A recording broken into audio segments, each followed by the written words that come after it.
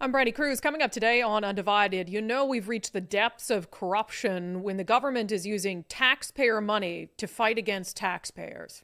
We'll discuss. Plus, in a matter of days, 3 separate stories about child predators in our local public schools. And Florida's social media ban for minors goes into effect on January 1st. We discuss that and more coming up today on Undivided. Remember, this holiday season, give the gift of Undivided to a friend or foe.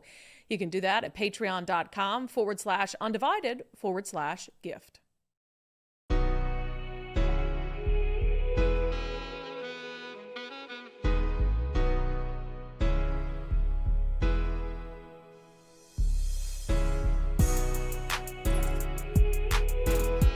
Hello and welcome to Undivided for our final live show of the week. I'm Brandi Kruse. Thank you for being here. Thank you so much for your commitment to giving common sense a comeback. Very rarely am I so pissed off about something that I have to upend our entire show structure and start with the segment Unbelievable.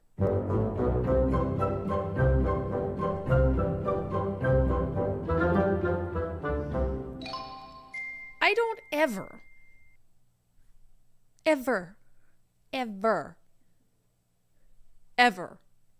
want to hear Democrats in Washington state try to say that Republicans are a threat to our democracy. Ever again. I don't want to hear it. I don't want the media to buy into it. It is an absolute falsehood, and it is a distraction mechanism from the fact that they are and have been the only party in Washington state that is actively seeking to undermine our democracy. So much so that as we speak, Seattle and King County are using your money to overturn your vote from November. Now, that's assuming that you voted yes to protect natural gas as an option in your home and business, and you voted to pass Initiative 2066, as most Washington voters did. Because it passed in November. It was the only initiative that passed, the only victory out of all 4 initiatives. Democrats did everything they could. They threw everything they had at those initiatives, hoping they would fail. And for 3 out of the 4, they were successful.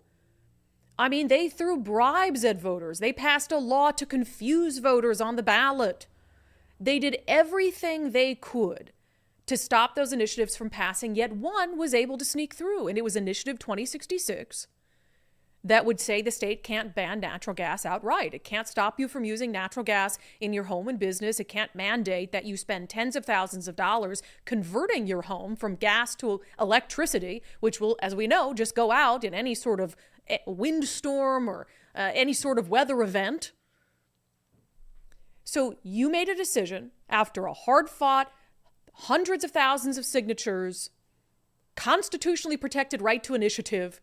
The voters spoke, they pushed back, they voted on their ballots. And now you have the city of Seattle and King County deciding that they are going to sue you to overturn your will. Tell me, again, that Republicans are the ones who are a threat to our democracy. This from the Seattle Times this morning. King County and Seattle sue over natural gas initiative passed by voters. Here is, honest to God, the quote from Seattle Mayor Bruce Harrell. It's not every day you start publicizing a lawsuit, but when we think our planet, our air, and our water, and how we are trying to save this planet is affected, we will come together and we will fight against voters. That's what it should say, against voters. The audacity of, and look, environmental groups, fine. If you're an environmental group, some sort of nonprofit, that was expected that they would sue to try to get rid of natural gas as an option. That's totally expected. Does it bother me? Sure. But is it problematic? No. They have every right to sue if they feel like it. They're going to lose. That is a much different thing than having elected officials use taxpayer funds for lawsuits to overturn the will of taxpayers. That is corruption. That is corrupt to the core. It's disgusting. And again, they wanted to, for the last 4 years, Oh, Republicans are a threat to our democracy. Republicans are attacking our elections. Republicans are undermining our democracy. And then look at all of the things that they have done to undermine voters before the vote even happened. And then now to overturn the will of voters after the vote happened and the vote doesn't go their way. Do I have to do the list every time of everything Democrats did when it came to these initiatives to try to interfere with them? Because they don't want an initiative process anyway. Some of them have come out and openly admitted it. The Speaker of the House, Lori Jenkins, saddened by what the initiative process has become. No, she's only saddened that it's conservatives who are using the initiative process to try to put some sort of semblance of a check on the party in power. That's why she's saddened. She wasn't saddened when there were initiatives or measures around gay marriage or gun control. No, all on board with that. But the second it becomes conservatives who are using the power of initiatives to attempt to put a check on the party in power, you're saddened by it. Or Ryan Mello, the new Pierce County executive, who says he doesn't even believe in the initiative process. He believes that it's leaders, elected leaders, who should bring stakeholders to the table to talk over these things, completely ignoring that the biggest stakeholders are the citizens who are impacted by these policies. I mean, I will go through the list of things that Democrats did to undermine these initiatives before they even got to the ballot. They threatened and harassed lawful signature gatherers. The State Democratic Party, the ACLU, pushed out a tip line where you could call and snitch and take pictures of people and intimidate people who were engaged in the lawful collection of signatures. Again, they passed a law that they knew would make it more difficult to pass anti-tax initiatives by putting a little addendum to the bottom of the ballot to say, if you do this, bad things will happen. What else did they do?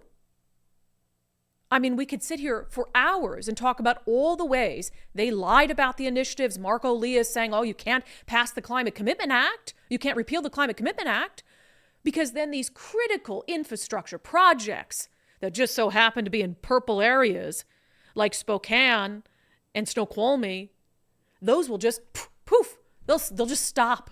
All the work will just grind to a halt. So if you need the widening of SR 18, well, you're screwed. If you vote to repeal the Climate Commitment Act, lied and used fear as a tactic to undermine the initiatives. They sued to try to keep the initiatives off the ballot.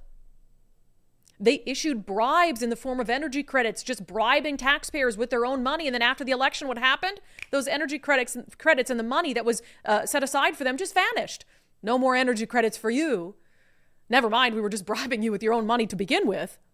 But now that the election's over and we got what we wanted, no more energy credits for you. It's disgusting. It's disgusting, and we keep electing these people into office. How disgusting is that? That you would use taxpayer funds because you didn't get your way to engage in lawfare to overturn the will of voters statewide. It just shows that Seattle and King County think they rule the state, and we've shown them that they do, right? They get to decide what's best for everyone.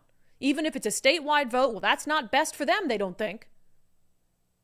That's not what their voters want, they don't think. And so they're going to fight back with your money. It's insane. Brian Haywood, Let's Go Washington, put out a pretty lengthy statement about all of the different avenues being used to attack the one initiative that survived on the ballot. He said, as citizens struggle to afford housing and pay their energy bills, shamefully, the city of Seattle and King County are leading the charge to eliminate energy choice and make living more expensive. And that's what they're doing. They say they care about the poor and the middle class or communities of color. You tell me how the poor and the middle class is going to come up with money to electrify their home. Oh, and while you're at it, tell me how the electrical grid is going to handle that. Tell me how the electrical grid that can't keep up with what we have going on right now and the number of people who are using it and could go out for 7 days at a time when a windstorm hits. You tell me how that electrical grid is going to be able to keep up with it if you ban natural gas. You can't. And you cannot tell me how any person, I mean, lower class, middle class, upper middle class, frankly, is going to be able to come out of pocket $40,000 to $50,000 to electrify their home. You don't care. You don't care to think ahead and think about those things. It's absolutely disgusting. It is corrupt. It's truly corrupt. And Democrats are the party of undermining democracy. They own it now. Sign, seal, deliver. Democrats are the party of undermining democracy. Absolutely unbelievable. Speaking of unbelievable, so we talked on a story, we talked on the show yesterday about a disgusting story. And there have been some updates to it we want to get to, but also we have now 3 stories in a matter of 2 days that have come out about public school employees here locally who are charged with or accused of engaging in some sort of child predatory behavior.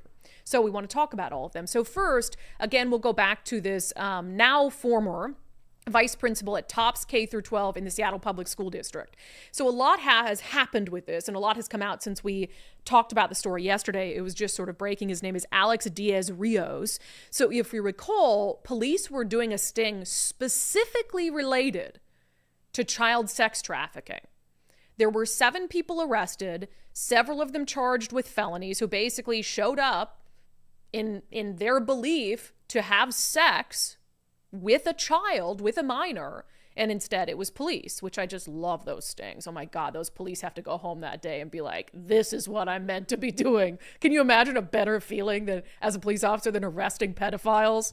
Like, show up and just like, nope, it's not a kid, it's me. Like, you're going to jail. So anyway, Alex Diaz-Rios, of the 7, he was charged with a misdemeanor for trying to solicit a prostitute. And we were trying to figure out yesterday, well, this was a child sex trafficking operation, so how did he get caught up in it? And why isn't his charge related to child sex trafficking? Well, we now know the detail that he was, Nicole spoke to the spokesperson with the Renton Police Department yesterday.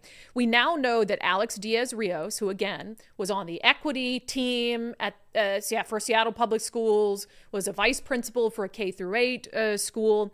He had been, according to police, talking to an undercover officer that he believed to be a 15-year-old boy. He thought he was messaging with a 15-year-old boy and offered that 15-year-old boy money to perform oral sex on him. Disgusting. And thank God that 15-year-old boy was actually an undercover police officer. Now, the difference, we're told, in why the other men who were arrested in this sting were charged with felonies versus the misdemeanor is Alex Diaz-Rios didn't show up. He did not show up to actually carry out the plan he'd made with this undercover officer, 15-year-old boy, to give him money for oral sex. Thank God, again, that this was all part of a sting operation. And so apparently, and I was talking to Ari Hoffman, because Ari Hoffman was also, he broke this story. He was in touch with the police department too. And there is apparently like not an actual specific crime to like soliciting sex with a minor versus solicitation of prostitution. And so that's the charge right now, whether it's going to change or add or anything on that. I'm not sure. But another interesting claim. So the Seattle Public School District, they did send us an email back yesterday. They and did. We were they have kind a of new surprised. PR we were like, person. Yeah, they must got a new PR person. Nicole said they're not sassy anymore. They sent us an email back saying that they prior to the story coming out, there was an agreement to separate. And so he wasn't, as of the story coming out, a vice principal any longer. But they said that was the first they'd been made aware that there was a connection to child sex trafficking or potential abuse of a child, right? Well, Ari Hoffman just tweeted out that they're either lying or they're misinformed. Well, so I asked about this as well. And Megan, who's the spokesperson for Renton PD, so she said that it was communicated to like a principal or a superintendent, like it was communicated to somebody via voice, I guess. Yeah. And then that didn't make its way down. So somebody left that out in the translation, but they have no way to prove what he was told. Come on. Renton PD says they gave Tops K through 8 all the details on November 13th. All the details saying, hey, your vice principal was just arrested as part of a sting operation, and he was communicating with who he thought was a 15-year-old boy, saying he'll pay him for oral sex.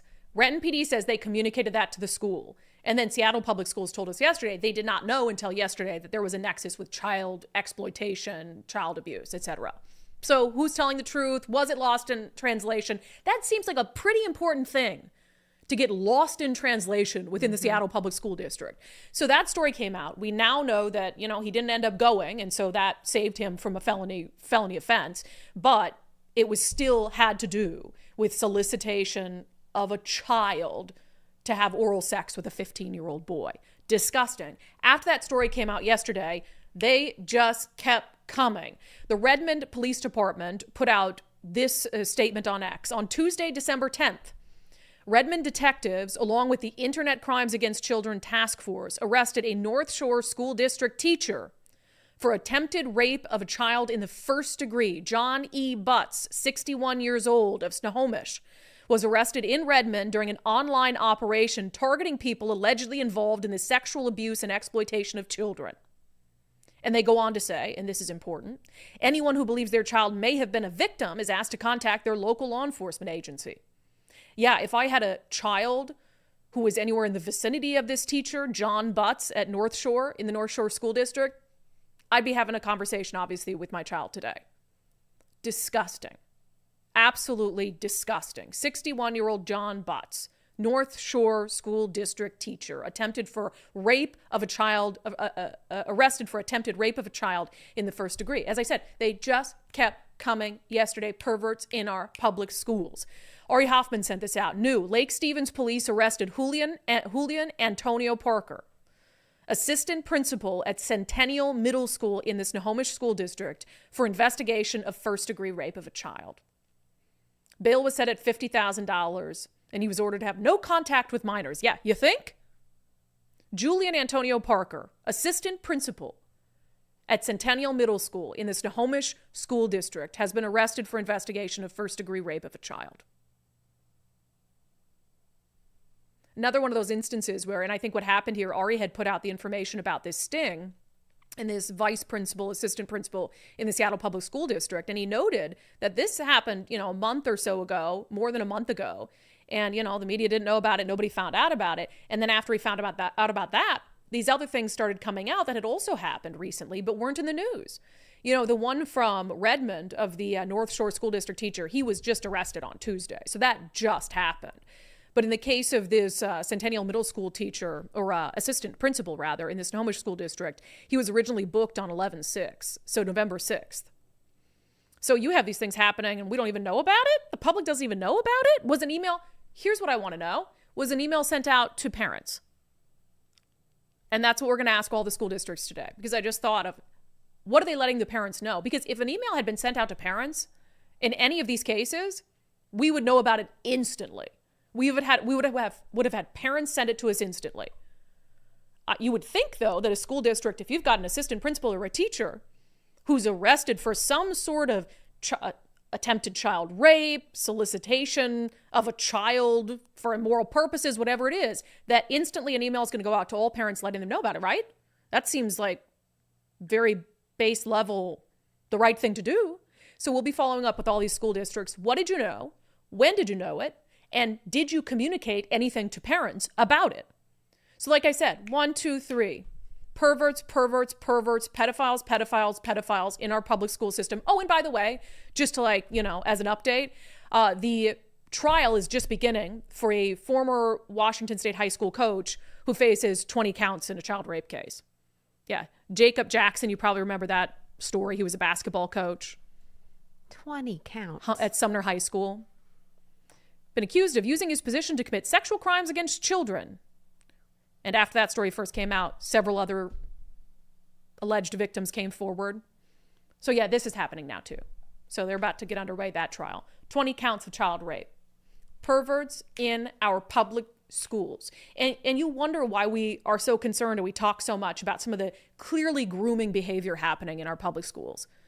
About the innate sexual nature of some of the conversations around gender. Yeah, they couch it in, this is just about respecting gender identity. And they get into all these disgusting, the teacher in Olympia bringing a dildo to class and condoms from her personal collection.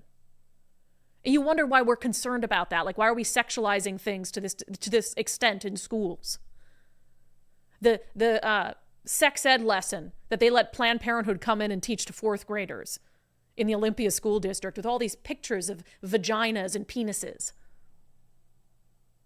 And you wonder why we talk about that and people think, right-wing conservatives trying to convince you that, there's a bunch of pervs in our public schools. Do I think that the majority of teachers are great teachers? Yes. But we clearly have a problem here. 3 stories coming out in a matter of 2 days. And a teacher about to go on trial for 20 counts of child rape. Coach. Disgusting stuff. So yeah, we're not going to back off the public school system. We're not going to back off, and we do want to know, and we'll do that after the show today, to each of these districts, when did you know? What did you know? How did you communicate it to parents so they knew and they could protect their kids? All right. The following segment is brought to you in partnership with our friends at the Rental Housing Association of Washington. If you are a landlord, don't go it alone, for the love of God, in the state of Washington. RHA can have your back. You could be a member of RHA for just I think it's I need to get the exact number, because I think it's like $260 a year or something, which is totally worth it. RHAWA.org, RHAWA.org. Okay. So we have some stuff to talk about with what's happening in Olympia. I have concerns about some of these real fringe policies that almost made it across the finish line last year, but not quite. And now after this election, and clearly Democrats feel emboldened to just do whatever they want, and they have the numbers, they have the majorities to just push through whatever they want. And then on top of that, they have a budget crisis. Okay, they got a budget crisis, spending problem they created as a way to push new taxes that is also going to come to a head in January. So we asked State Representative Chris Corey, a Republican from Yakima, to join us on the show today to talk about a few of the policies that have been suggested or hinted at, maybe making a comeback this legislative session, and then obviously the quote-unquote budget crisis. Representative Corey, welcome to Undivided. All right, thanks for having me. Yeah, so we're going to talk about the budget, which I think is going to account for a lot of what happens in Olympia when the legislative session begins. But I want to get your reaction to just a few things that came out of an interview Bob Ferguson did with the Seattle Times, okay? So I was concerned, last year when some pretty leftist policies were introduced that I thought would just be incredibly damaging to the state. And I'm kind of wondering, are they going to bring them back up? Do they have the time? So one of them is rent control. Here's what Bob Ferguson told the Seattle Times when asked about whether, if that's brought back up, that he would support it. He said he wouldn't commit to supporting an annual cap on rent increases. However, he has directed his transition team's housing subcommittee to come up with a recommendation on a, quote, balanced law that prohibits predatory rent increases. What does that say to you? Nothing. I mean, right. It is hedging your bets. That could go either direction. So we're going to have to wait and see what the recommendation is. I think on a broader picture, if I can go there, there's some stuff that he promised on the campaign trail that were Republican ideas, and I know you've talked about them. And so my caucus is going to push and hold them accountable for those. Like we want to support those things. So specific to this, I think that's a lot of politician speak for we're going to do something we don't know what. Yeah. And hedging his bets, but this governor is coming in to a lot of self-imposed problems by the legislative Democrats. Primarily, first and foremost, this huge quote unquote deficit we're in, which is entirely manufactured. And I don't want to get ahead of myself if you have more questions on that. But I do. Looking at rent control is obviously going to be a priority for the majority here. I don't think it's the solution. And I think given the pantheon of other problems, that's going to be hard for Governor Inslee to push, or Governor Inslee, Governor-elect Ferguson to push back on. Yeah, because that, and then the other just singular issue before I talk about the budget, because I have a hard time believing that if they sent rent control, if the Democratic majority sends rent control to his desk, he wouldn't sign it. I also have a hard time believing that, and he also wouldn't commit to the other kind of more fringe bill that came up last year, pay for striking workers. He suggested I may or may not sign that. I'm not going to commit to it. Do you also find it unlikely that a Democratic governor wouldn't sign pay for striking workers if it comes to his desk? I would be shocked when you look at who is most active in Democrat politics in terms of putting those people in office. It is public sector unions first and foremost, and this notion, and some private sector unions, and the notion that a mainstay Democrat governor for Washington State wouldn't sign that into law. I don't know what poly markets gambling bet would be, but you'd make a lot of money if you'd bet against it and happen to win. Yeah, so it's just interesting that it's being put forth as this, who knows what he'll do. It's like, I know what he'd do. But on the budget, you mentioned this kind of comes out of nowhere. I think a lot of people have asked us, how is it that they're facing, in their words, a 10 to now maybe $14 billion deficit, and we're just now finding out about it?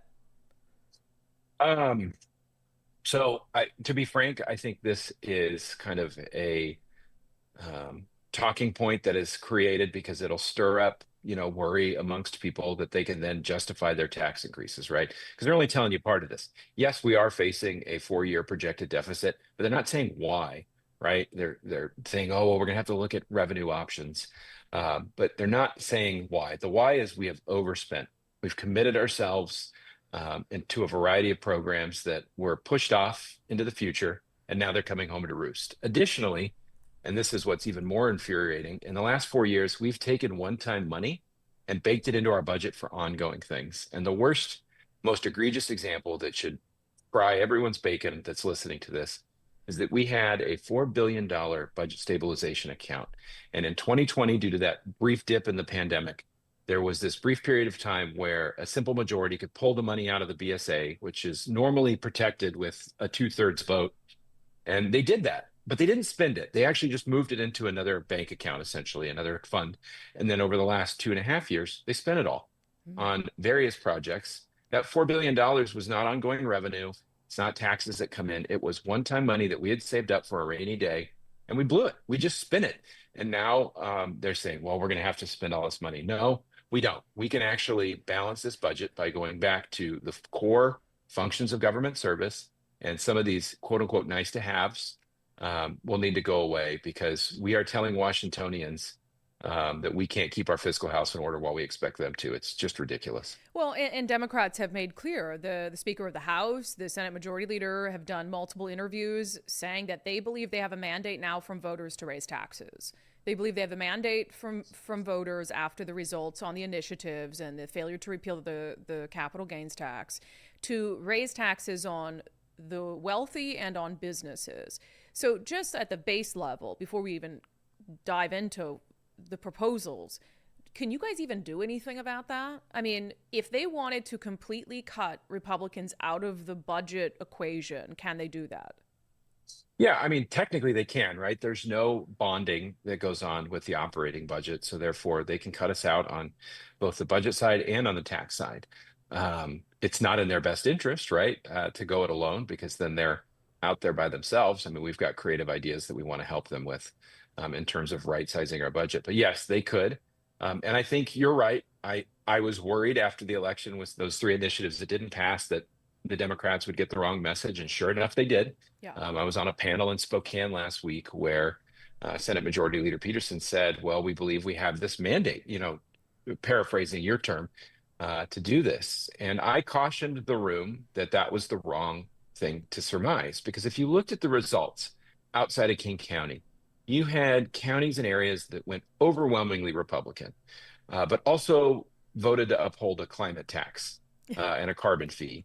Those two don't go together. And I've heard examples of people saying, well, I voted no because I didn't want that. And I was like, well, could have voted yes. Yeah. And I think that was intentional voter confusion by the Democrat majority, right? Not only did the Attorney General's office write the ballot title, but then they had a fiscal impact statement that they were able to craft. So we actually have that in Olympia with fiscal statements. So there's, when we draft a bill and we send it in, agencies are required, if there's a fiscal note or fiscal impact, to tell us what that impact would be.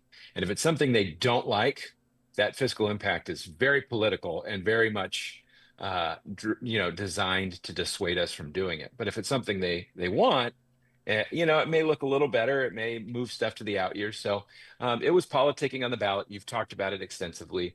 You're right. They got the wrong message. And part of my job and my caucus's job is to continually remind them that no, voters don't want broad tax increases. And these tax increases will not just impact the quote unquote rich. It's gonna drive away business and jobs in our state. And we're already seeing the effects of that. Yeah. And just the one I want to ask you about quick, the wealth tax. This is something that they introduced in the 2023 legislative session. So it's existed. It was sponsored by the further to the left members of the Senate at the time. I guess I did hear Jamie Peterson allude to something that sounds an awful lot like a tax on unrealized gains. Do you really think, even amongst Democrats, there would be enough support to pass such a fringe policy? I doubt on paper there's enough support, but with enough threats and arm twisting here in the Capitol, anything is possible, right? I mean, we look at the outcome of 2066. That was started with a bill where at the beginning of the night, they didn't have enough votes for it. And it was just one by one threats until they took them all out and got their bill passed. So it's an insanely stupid idea. Taxing unrealized gains is it's a novel concept that I think is fraught with peril. It will literally drive businesses and people out of this state. Look at Jeff Bezos. He Yeah. left. He said a nice note because he was trying to be politically savvy, but he left because he saw this potentially coming down. He changed his residency. Who else is going to do that? That's not, publicly a Jeff Bezos. And it's not just the direct tax. Everybody worries about the direct tax, but it's the down the line, right? It's the jobs, it's the philanthropy, it's the nonprofits in our communities that benefit from these individuals who give back and donate their time, energy, money. And that goes for everybody. Even like, I would imagine that most of Jeff Bezos's Amazon employees in Washington state are donating to their communities. They're volunteering their times. These jobs, these things are going to start moving, and it will only compound financial problems for us. So it may be a short run, quick fix that they think they can capitalize on, but in the long run, it will put us in an even worse situation than we're already in now. Yeah, it's shocking that they either don't see it or pretend that they don't see it. So, Representative Chris Corey, we appreciate it. I know we'll be talking to you, if you'd like, many more times during the legislative session. We'd love to have you back on and keep us up to date, okay? Sounds good. Great job. Sorry for every... Oh, Nicole, you left our little thing on the end. That's you right. know what? My computer was erroring there. I thought I got it. It's fine. He did do a great job. He did do a great job. He did do a great job. Yeah, we'll probably talk to Chris Corey on during the legislative session about some of these things. I mean, we're ready for a real clown show here. I mean, it's going to be an insane legislative session. They are absolutely going to push through new taxes. I mean, and they have the ability to do it. And that's what happens when you win elections. You get supermajorities. Well, not supermajorities yet, but pretty damn close to it. So on that front, I just wanted to, can we rearrange and bring Zach up a little bit? Because we talked to Zach Abraham with Bulwark Capital. We talked to him about economic news on the show every Thursday, but I broke the news to him yesterday that they're considering a wealth tax, what we just talked about with Chris Corey, a tax on unrealized gains. I don't know that I've ever seen Zach Abraham so utterly annoyed and pissed off. They don't think, right? Like, we're just going to tax the rich. No, you're not. You're not going to tax the richest people because they're going to leave. Okay. So what this is going to eventually do is then it's going to turn into another tax on the middle class that they're going to pack and carry, because the middle class is always who ends up paying for your profligate spending and your waste. That's who ends up footing the bill, right? Yeah. Who gets it the worst on inflation? Middle class. They're going to keep taking it in the shorts, and you're going to keep sticking it to them, telling them, oh yeah, we're here fighting for the little guy. And meanwhile, we're going to rake you over the coals every time you actually get a win. Right? We're not going to help subsidize you for your losses. So literally, they're treating us as citizens the opposite way they treat investment banks on Wall Street, right? Which is when the Wall Street banks make the money, they get to keep the profits, right? They privatize the profits and they socialize the losses. And then these fascists is what they are, come around to make things more fair. We're going to treat you the opposite way we treat the Wall Street banks. And that's equality somehow. I get mad not because I'm worried about, I'll never pay that tax. Okay, like I'll just tell you flat out, I will move out of the state. I will move my firm out of the state. I will quit paying property taxes. I will quit paying excise taxes. Over my dead body, will they ever get a dime out of me? And they can kiss me on my backside as I leave the state.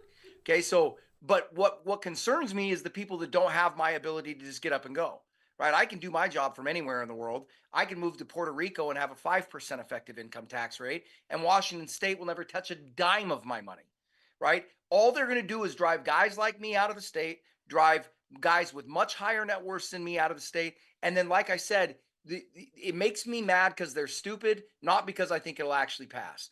And the other reason why I don't think it'll pass is because I think it brings up very large constitutional discussions about what private property is. You're deciding when I divest of an asset, so I don't really own it. More importantly, I think it calls into question, if you decide when I divest of the asset, if you get an income stream off that asset the whole time, and you take a big chunk of the profit once I sell it, who owns the asset? The state in that scenario actually has a better deal than the property holder, right? He gets a guaranteed part of the profit. He gets to decide when the profit is realized, but he shares nothing in the loss. Sounds like a pretty crappy deal. But Zach's right. And he'll never pay a dime of that tax. And so what happens when you pass a wealth tax on unrealized gains is people are going to do what Jeff Bezos did. If you target it at the richest of the rich, they'll find a way not to pay it. And you know what happens? They leave, and all the economic activity that their money and their businesses help to create that bring money into the state budget, it vanishes with them. And that's why I say it's such a dumb idea. And then who do you think, well, gosh, that tax didn't work, this tax didn't work, and now we're in a budget crunch because we scared away all this economic activity. And it's the middle class that's going to be left, as Zach said, holding the bag. So it's just such a crazy idea. And you just have to hope that cooler heads prevail on that one. You gotta give it to Zach. I love when Zach's spicy over things, but yeah, he's not afraid to admit, I'm not gonna pay that tax. Like, I am not going to pay that tax. All right, Zach Abraham, Bulwark Capital, joins us every Thursday on the show. He is the Chief Investment Officer at Bulwark Capital. Their number one focus is managing risk, which is obviously really important as you're planning for retirement. So if you've got your retirement portfolio with someone else, it's always a good idea to get a second opinion. Their Know Your Risk portfolio review. If you do that now, they're going to cover the impacts of the election and outlook for 2025. They'll give you a whole reveal of how Bulwark is always looking for opportunities to lower risk, lower costs, give your retirement as much upside as possible. You only get one retirement, get a second opinion. Schedule your free portfolio review at knowyourriskradio.com. Knowyourriskradio.com. All right, Time's Person of the Year for 2024 is Donald J. Trump. You gotta love it. Donald Trump is back, baby. Oh, it's so good. I am having so much fun with you having fun with I am. And also, he looks really good. So He's lost so much weight. Yeah. And yeah, I've heard from someone who shall remain unnamed that he's on Ozempic. Now, I don't know if that's been confirmed publicly. You lose weight, Ozempic. Well, I think when you lose a ton really quick and you've never been small and then all of a sudden you are. I mean, he used to be pretty slender, but anyway. But I think what's notable about this, obviously, is the sudden about face, like the comeback, the return to glory. So 3 months ago, you might recall, Time Magazine had a cover about Donald Trump, but it was not a very nice one. It had him in a golf cart stuck in a sand trap. It said, "In trouble." This was September 2024. Turns out he wasn't in trouble. And he won by quite a landslide and went on in the December cover to be Person it's like of they the just Year. tried to shape that narrative. They're like, oh, they're in 100%. trouble. Like He's that in was trouble. That was what they wanted people to believe, so that would kind of just. But the thing manifest. is that when you think about it, it's actually kind of true. Like, he wasn't ever in trouble electorally in the way that we believed, but like, people were trying to kill him. They were trying to put him in prison. They were trying to do the media was trying to paint him as a Looney Tune. And then he is kind of a Looney Tune, but the media was trying to paint him as a dangerous threat to our democracy. But he found his way out of this. He got his cart out of the sand trap. Out of the sand trap, yep. Hit the ball out of there, hole in one. So yeah, I just love that come up. We'll have Donald Trump in our closing sanity check, by the way. Also, Time's Athlete of the Year, and this is an interesting, not a surprise. I think she's a great athlete, Caitlin Clark. Great athlete as far as women are concerned. Just kidding. Am I kidding? I just don't have any interest in the WNBA. Yeah, I would love to know her ab regiment, though, because her abs look great. Amazing, Holy smoke. So Caitlin Clark, if you're going to talk about a female athlete of the year, 100%, I agree with that. So she has been, and this is where it disappoints me, because you guys know Caitlin Clark, if you've been following some of this, she was like public enemy number one amongst other WNBA players. Like, she came in best in the league, and black fellow players didn't like her for some reason, and they were very vicious and nasty to her. Not all of them, but some of them. So she had this quote in her Time magazine article. "I want to say I've earned every single thing, but as a white person, there is privilege. A lot of those players in the league that have been really good have been black players. This league has kind of been built on them. The more we can appreciate that, highlight that, talk about that, and then continue to have brands and companies invest in those players, the better." So she's sort of like, this bothers me so much, because up to this point, she's sort of been dismissing these sort of feuds and how, nasty people have been to her for no reason. Because you remember, who is the other player, the player that was really vicious toward her and acted like, Caitlin Clark is suddenly getting all this attention, but we've been here and we've been filling seats and all this stuff. Caitlin Clark got a lot of attention, though, not because she was white, because she's very, very good. She's very, very good. And so it kind of bothers me that Caitlin Clark is now giving into this idea that, she has privilege. I mean, Black athletes have been doing just fine when it comes to endorsements and attention and accolades for their skill. I don't think that athletics is an area where Black people have not been or have been underappreciated or under-celebrated, or their contributions have gone unnoticed. That makes no sense to me. Did you find out the name of it? Angel Reese, I Yeah, think? Angel Reese. Caitlin Clark doubled down on this. She was on a panel talking about this very issue. I know there's been so many amazing Black women that have been in this league, and continuing to uplift them, I think, is very important. And that's something I'm very aware of. And like I said, like I try to just be real and authentic and, share my truth. And I think that's very easy for me. Like I'm very comfortable in my own skin. And that's kind of been how it is my entire life. Yes. Yeah, I mean, good for her on that, but you don't have to keep like couching it and like race and all these things. Like, no, you're a good player. If you were white, if you were Black, if you were whatever, you're a good player, and you're being celebrated for being a good player. And arguably, you're being vilified by some for being such a good player. So just own that. And race has nothing to do with it. It just drives me nuts. All right. We'll get to our daily subscriber show poll, which I'm very curious what you guys have to say on that. First, if you're thinking about selling your home, reach out to our friend Wes Jones at sellwithwes.com. The market has definitely been slow when it comes to home sales, which means that you're going to have a real estate agent who knows the market that we're in, can give you an honest sort of interpretation of how your home might fare out on the market, but can also help get your home ready to sell. I'm hearing a lot of things. People are, oh gosh, well, there might be a recession coming up. I'm like, hey guys, anybody working in real estate has been living it for like the last 30 months or so. It's a strange conundrum though, because sales are low, but prices are still very, very high. You can still sell and you can plan on making a lot of money, but you might have to prepare your home a little bit harder and do a little bit more work than you have in the past, because buyers are a little bit, less forgiving. Yeah, and that's okay, because Wes Jones can help you out with that. You can use their Listing Boost concierge service, sellwithwes.com, sellwithwes.com. They'll come in, they can help you make cosmetic upgrades. They can even help you pay for those upgrades up front to make sure your home is just shining like a diamond when it hits the market. And so I think that's a really cool service you're not going to find everywhere. Sellwithwes.com, sellwithwes.com, a better way to sell your home. All right, our daily subscriber show poll. I want to know whether you think Donald Trump should pardon the J6ers. Because now he's talking about that quite a bit. He talked about it in his interview with Kirsten Welker. We said on the show that I think the Biden-Hunter pardon gives Donald Trump a lot of runway to be able to do something like that and point to, if anybody says anything about it, like, what about Hunter Biden? So I find it likely he does, but I'm curious what you guys think about it. So should Donald Trump pardon the J6ers? I gave you these options. Yes, all of them, or on a case-by-case basis, or no, he shouldn't pardon the J6ers. Nicole, what do you think should happen? Yeah, I mean, if Hunter gets a pardon, J6ers get a pardon. All right, so you're all of them. I mean, all of them. Unless I guess unless there was actually an illegal act. I don't know. But crossing the line, some of them just got it for going in, and I don't think that's necessary. Yeah, or like the 20-year ones. Those are dumb. To me, it's got to be case by case, though, again, because I will admit that I don't know every single J6 case and what was entailed in it. So I guess that's my case. Case by case. Most people in our poll are saying case by case because, of course, you guys are nothing if not fair-minded. Sandy W, though, says if you did the crime, you do the time, no pardons. E says yes. January 6, 2021 was Nancy Pelosi's fault. She admitted it. Video shows the police let people inside, and there is footage that shows good evidence that this was a FF. What is an FF?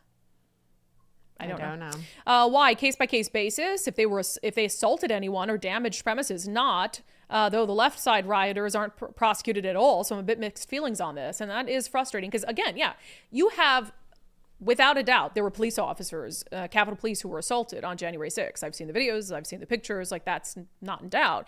And so if some of them are sitting in federal prison, I mean, as long as their sentence was commensurate with what happens with other politically motivated riots and assault to police officers, I'm just fine with that. I don't think that assaulting a police officer should get you a pardon from the president of the United States. So depending on the circumstances, that's sort of a case-by-case thing. Annette says, call me petty, but since Hunter was pardoned, I say pardon all of them. Gabrielle K, all of them, absolutely. The concocted J6 narrative is riddled with lies and travesties of justice. Michelle, most of them, I think, need a pardon. There may be a few who need further scrutiny, which is why I voted case-by-case basis. The vast majority do not deserve the punishments they received from everything I've read about many cases. And I think it is hard when you've seen the level of violence over a period of 15 years perpetrated by far left rioters in Seattle who've done all number of things. I mean, took over a police precinct and patrolled the area with guns that were handed to them out of the trunk of a car, lit police cars on fire, assaulted journalists, all these things, and most of them were never arrested. I guess they just did a better job of hiding their identities. So if you're on the right and you want to riot, I guess you just got to dress like a ninja and you'll get away with it. All right. Yeah, I agree. Case by case basis, I think, is what the president needs to do. Now, whether they're going to take the time to do that, I'm not so sure. We'll see. I think it's more likely he probably just does a blanket pardon. All right. Let's see here. What do we got? What am I missing? Comments. Wow. Oh, no. What do you want from me? To report. What do I? Oh my God, I'm so sorry. I was like, where am I at? Where am I the things? All right, it is Thursday after all. Let's check in with my sister all the way in the Sunshine State. It is our weekly segment, Florida Report. It's not even controversial anymore. People know in Florida their freedoms are going to be respected.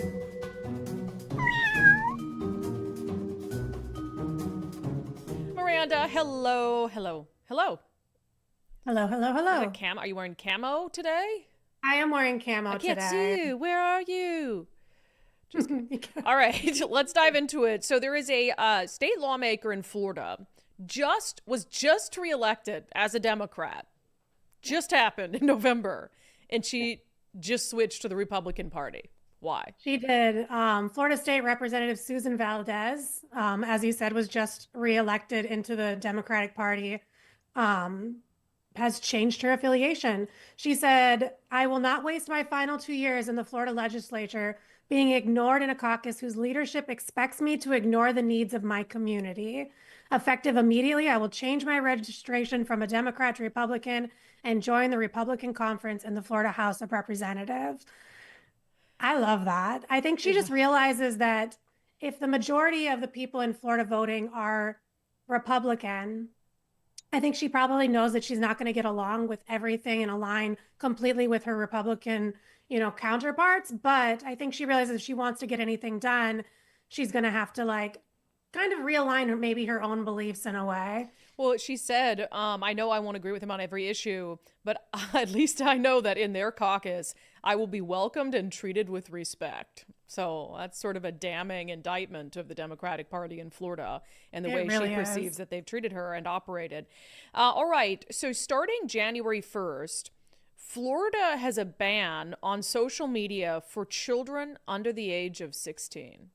That seems extreme. We talked about this earlier this year when the legislative session was going on. It was one of those bills we talked about, and then it passed. So as of January 1st, kids under the age of 16 are not going to be able to have social media. However, with parental consent, kids 14 to 15 can access social media, but anybody under the age of 14 will not be allowed to have social media here in Florida. Yeah, I mean, I can say if I were a parent, to me, I think that's up to parents. That's what you say with Ron DeSantis, where sometimes it's like he takes things too far and he actually ends up being someone who's restricting freedoms. And in that case, I understand that maybe it would be good for kids, but is that your decision to make as the government?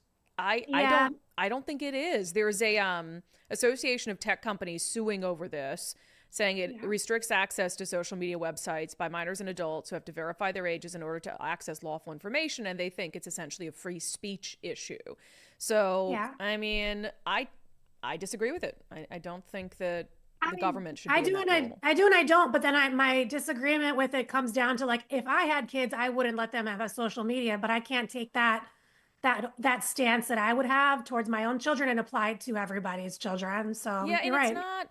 I mean, I realize there are harms that come out of social media. There are laws to protect kids, right? There are a lot of laws around to protect kids. I've just advocated for a law that would prevent parents from being able to consent to gender-affirming care for their child, because I think that amounts to child abuse. But I don't see it as a physical abuse of a child. It's not to allow them to have a social media platform. So I don't see how the government intervenes in that. But speaking of DeSantis, he has been dubbed DeSanta Claus. Why? Because he is offering or giving state workers an extra 3 days off this year during the holidays, basically stating that the state of Florida is doing really well. We've had a tough year with hurricanes and working overdrive just to, handle all the fallout from those. And so he's giving state workers a few extra days off at the end of this year just to be with their families and take a little bit of a breather before the next year. I love that. What a nice guy. I think that's great. And I also just really love DeSanta Claus. Yeah, I think it's so funny. Yeah, that's great. Still TBD, I guess, whether he's going to end up joining the Trump administration. It seems like Pete Hegseth's confirmation is going better than when we talked last week. So we'll have to see. I think it would be better for DeSantis to stay in Florida. But all right, Miranda, we appreciate it. See you next week. It's not even controversial anymore. People know in Florida their freedoms are going to be respected.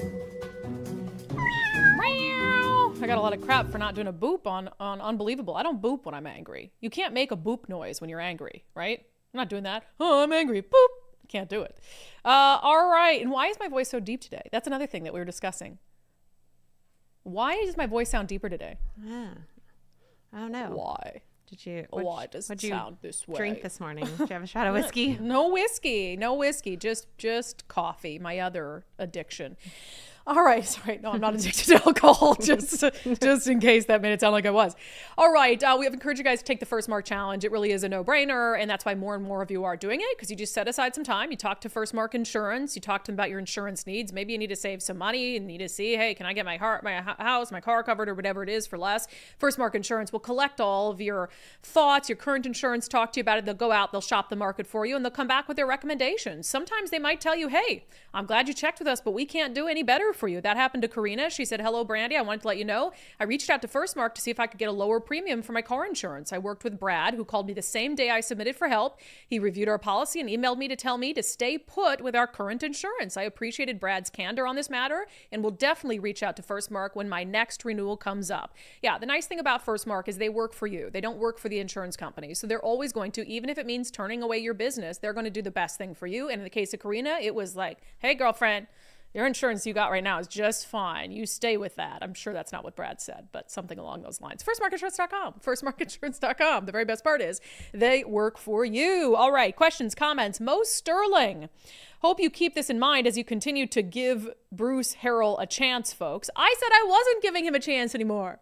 I said, this was like several years ago when he took office, that I was going to give him a chance because he was saying the right things. And on the show the other day, I said he has talked a lot and done very little, but he's probably the best Seattle is going to be able to do right now because his challenge is going to come from the far left. So I'm much going to prefer do nothing Bruce Harrell over do something crazy far left, whoever it is. Renee says they did the exact same thing with $30 car tabs, referencing the lawsuits over the initiative. Seattle sued King County and it was constitutional and the Supreme Court took it away. This is just more of the same. Yeah. Everything is stacked in the favor of Democrats. They have complete control, complete power, and no shame in trying to blatantly overturn the will of voters. Jason, if Democrats can sue, why can't there be a suit challenging the other three initiatives that didn't pass? Because I don't know how you would challenge, you couldn't challenge the vote. They're not challenging the vote. They're challenging the legality of the initiative. So you couldn't challenge the validity of the vote unless you had proof that confuse people. They already tried to sue over the element that was confusing and they weren't successful. Baron of Gray Matter, $5 super chat. Where's the Washington GOP? Are they writing an amicus brief to support the initiative? No, they are doing nothing because they are too afraid of not being liked. I'm sure they'll be involved in some way in the defense of the initiative. I don't know for sure. So I can't say for sure they're doing nothing. Lizzie with $10 super chat. Correct me if I'm wrong, but didn't Washington State have a budget surplus just a couple years ago? Why, yes, they did. They did. That was an evil laugh. Why, yes, they did. They did. And they were told in 2019 that they needed to stop spending so much money, and they didn't listen. It is great. So now Nick Brown is the one, and you asked him about defending the initiatives, right? Yeah. And he said he would. I guess we'll see how. We will see. Vigorously. He defends the people. I'm hoping that he does his job. Caroline, Democrats don't understand reining in expenses and won't listen to any opposition. They have a mission and they are going to follow it. Yep. Krista, there clearly needs to be more strict oversight of the schools and their insane policies and behavior. They're getting away with this because of a lack of accountability and punishment and because of the strength of the teachers union. That's a big problem as well. And look, there are pedophile perverts in all walks of life. There are pedophiles, every job, you name the job, there's been a pedophile pervert in it. So this is not unique to public schools by any stretch. But this many stories in that short of a period of time is concerning. And yeah, pedophiles are going to tend to go to areas and professions where they can get access to victims, right? So it's not necessarily a surprise. I mean, that's why you talk about like the Boy Scouts, for instance, had an issue with this. Churches had an issue with this when it came to, you know, kids who are in the church. So there are going to be specifically, I think, more acts like this when you have access to children, because you choose those jobs for that reason. But this is a public school. These people are paid for with our money. And what we need to know is when did parents know? When did teachers know? Yes. And what was the transparency about it? And I think, again, it's a grooming thing. So why are we telling kids in elementary school that they need to pick what their sexuality is? Right. Why are you talking to them about anal sex All you should in say sixth is, grade? You should not be talking to an adult about this thing unless they're your parents. Like, done. Right. So any teacher or anybody else confronts you and talks to you about anything related to body parts, out. Well, like, and again, it's wrong. And the gender identity and sexual orientation stuff that they cram down kids' throats, that is a window. That's a gateway for them to be able to talk to kids about sex, because that's what sexual orientation is about. Who you prefer to have sex with. So they're normalizing all these. This is absolute grooming behavior, whether they understand it or not. It's really scary stuff. Nicole's cat is back. I know that. We got a super chat from Nicole's cat, $4.99. Best show ever. Keep up the good, great work. Is it good or is it great? Is it good or is it great? Both, maybe. Both. Elemento Dino, remember the story you just covered about the school teacher attempting to get oral sex for money? Maybe it wouldn't be possible if the minor doesn't have access to social media. Interesting. Because I talked about how I don't agree with the state of Florida outright banning social media for kids under 16 unless they have consent. 14 and 15-year-olds can. But it too is grooming kids. But look, you had pedophiles, and you had, I mean, go back to the era of who is the guy who used to, you know, like he'd be there and he was the journalist, and it would be like a sting, and he'd be like, sit down. Who is that? Why do I not? To Catch a Predator. To Catch a Predator. That was long before there was this like the proliferation of all these social media things. I mean, there was like AOL chat. Like Right, you're in a chat room, right? But to your point, though, I mean, it made it harder. It's because now it's just very easy to get access to them, and that's why we're hearing more stories. Yeah. Before, it was a little harder, and the police were able to infiltrate. I think it's up to the parents to put restrictions on their kids' accounts. It's up to parents to decide. It's up to parents to put parental controls on accounts. There's all these tools you can use as a parent to protect your kids and make sure that they're doing, you know, they are being responsible. I mean, my mom would come in, we'd be on AOL chat, and I can't tell you I never was probably chatting with a pedophile on AOL chat, I'm sure, but it's up to parents to monitor that activity, not the government. Oh, I agree with you. I don't know. I mean, what are you going to do? Put a 10-year-old in jail for going on social media? That doesn't make sense. But I do think there's all of these, guards and all of these restrictions, but I feel like people are able to get around them. And I think that maybe that's giving parents unrealistic sense of security, saying, oh, it's a kid's account, it's fine. No, they're able to get around that stuff. And so let's not make parents feel like, oh, it's fine. Like, say, this is what it's doing to your child. Right. Every parent should know this. And regardless of all these restrictions, you should know this is damaging your child. Like, let's put out those studies. Let's get that information to parents so we can allow parents to make the best decisions for their kids. Not the state of Florida, not the government, in my opinion. But maybe that's something to talk about tomorrow. Or not tomorrow. We're not here tomorrow. Oh, bummer. All right. Good stuff per the usual. And with that, let's get to our closing sanity. I can buy you some time, Nicole. Let's get to our, how do you feel? Closing sanity check. Nicole's just a hot mess over there today. A little bit. Just tripping on shit and just all wound up in cords right now. It's so bad. I just got to play this because I really feel like America's back, baby. Donald Trump became the first president since Reagan to ring the opening bell at the New York Stock Exchange.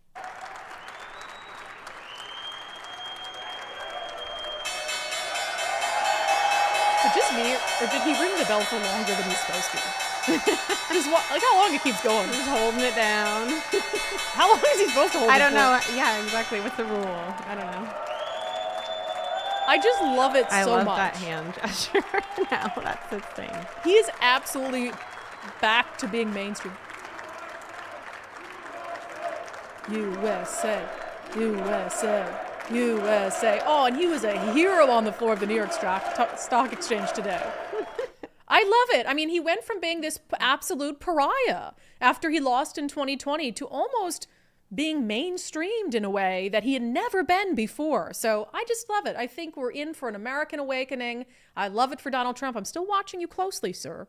Still watching you closely. I'm sure you really care. I'm still watching you closely, but I'm excited. I like the enthusiasm. I like the way the country is heading.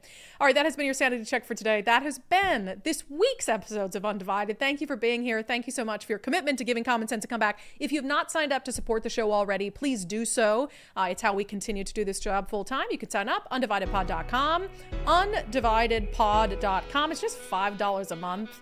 Like $5 a month is such a screaming deal. It's just a great deal. Subscribers, we will see you on Sundays with subscribers. We're going to talk to a Seattle business owner who is trying to gather other common sense Seattleites to fight the good fight. So she's going to join us on the subscriber show on Sunday. For the rest of you, we'll see you Monday back on the live show. Farewell. Have a great weekend. Enjoy.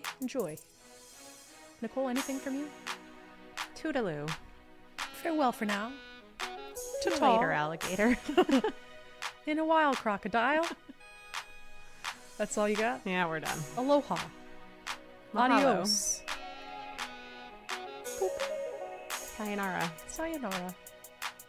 Hasta la vista. Baby. It's just...